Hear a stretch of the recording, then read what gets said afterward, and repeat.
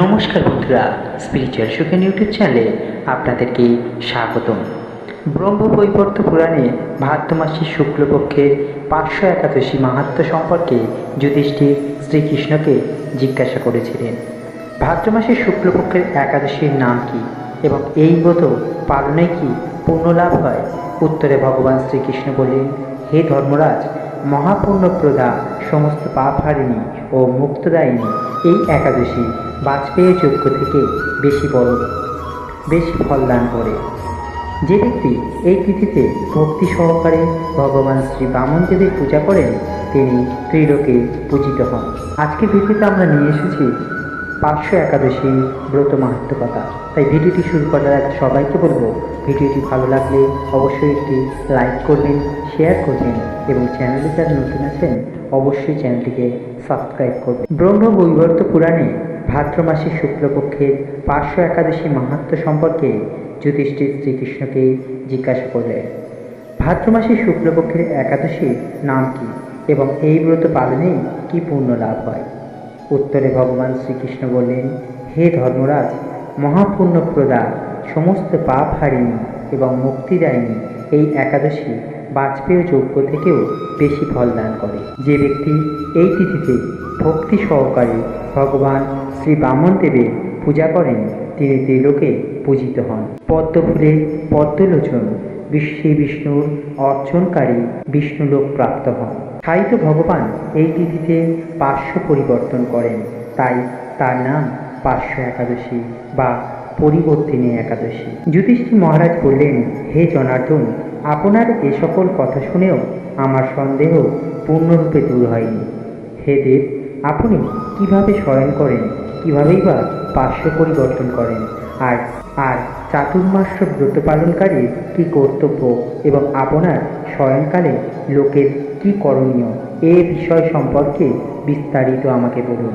আর কেনই বা দৈত্যরাজ বলিকে বেঁধে রাখা হয়েছিল তা বর্ণনা করুন, আমরা সকলে শ্রবণ করব। শ্রীকৃষ্ণ বললেন, হে রাজন, দৈত্যকুলে আবির্ভূত প্রহ্লাদ মহারাজের পৌত্র বলি আমার অত্যন্ত প্রিয় একজন ভক্ত ছিল। সে আমার সন্তুষ্টি বিধানের জন্য গৌরবাম্ভন পূজা এবং যজ্ঞাদি ব্রত সম্পাদন করত, কিন্তু ইন্দ্রের প্রতি বিদ্বেষবশত সে অকল দেবতাকে সে জয় করে নেয়।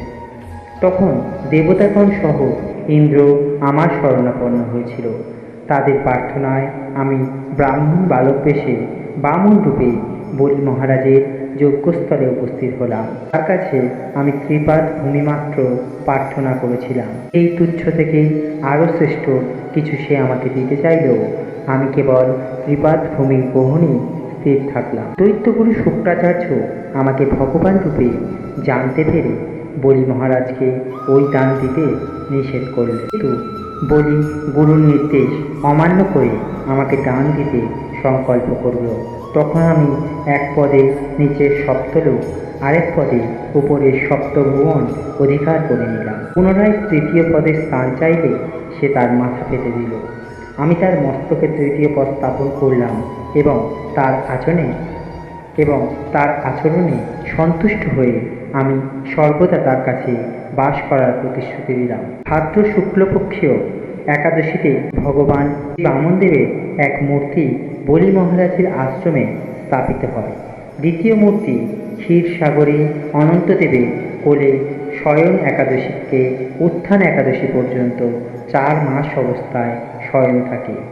এই 4 মাস যে ব্যক্তি নিয়ম, ব্রত বা জপ ব্যতীত দিন যাপন করে সেই মহামূর্খ জীবিত থাকলেও তাকে মৃত বলে জানতে হবে। শ্রাবণ মাসে শাক, ভাদ্র মাসে দই, আশ্বিনে দুধ এবং কার্তিক মাসে মাসকলাই বর্জন করে এই 4 মাস শ্রীকৃষ্ণের আরাধনা করতে হয়। প্রতিটি একাদশী ব্রত যথাযথ পালন করতে হয়। সাহিত্য ভগবান পার্শ্ব পরিবর্তন করেন বলে এই একাদশী মহাপুণ্য এবং সকল অভীষ্ট প্রদাতা। এই একাদশী ব্রত পালনে 1 সহস্র অশ্বমেধ যজ্ঞের ফল পাওয়া যায়।